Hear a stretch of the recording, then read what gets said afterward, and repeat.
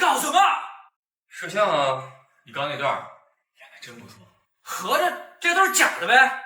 你傻啊？这世上哪有真的鬼？你玩我？你以为你就是真的导演了？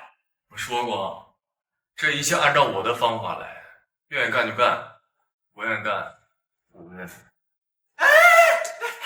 不是，开个玩笑而已。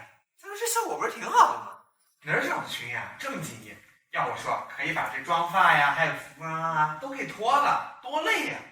哎，这突然多出这么多角色，哪儿找人啊？我不知道啊。